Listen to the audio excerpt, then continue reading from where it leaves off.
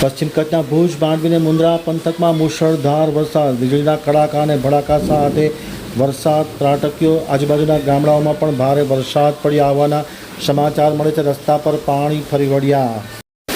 પશ્ચિમ કચ્છના મુન્દ્રા અને માંડવી પંથકમાં સવારે મુશળધાર વરસાદ ત્રાટક્યા બાદ બપોરે ભુજમાં વરસાદ શરૂ થયો હતો. અસહ્ય બફારા અને ઉકળાટ બાદ બપોરના 3 વાગ્યાથી વીજળીના કડાકા અને ભડાકા વચ્ચે વરસાદ શરૂ થયો હતો. જોકે વરસાદની પેટર્ન આજે પણ ગઈકાલની જેમ યથાવત રહેવા પામી હતી. વીજળીના કડાકા અને ભડાકા વચ્ચે વરસાદ શરૂ થયો હતો, પરંતુ શાંતિમય રીતે વરસાદ વરસી રહ્યો છે.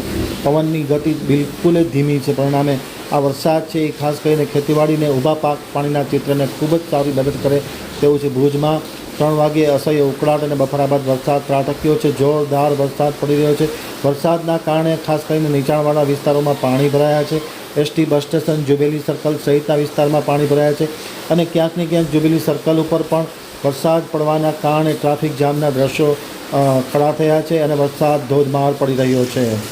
પશ્ચિમ કચ્છમાં આજે અચાનક સવારથી જ ભારે બફારો જોવા મળ્યો હતો. અચાનક વાતાવરણમાં પલટો આવતા મુન્દ્રામાં મુશળધાર વરસાદ પડ્યો હતો. ખાસ કરીને મુન્દ્રા અને તેની આજુબાજુના વિસ્તારમાં ભારે વરસાદ પડ્યો હોવાના સમાચાર મળે છે. મકડા માંડવીમાં પણ ભારે વરસાદ પડ્યો હોવાના સમાચાર સાંપડી રહ્યા છે.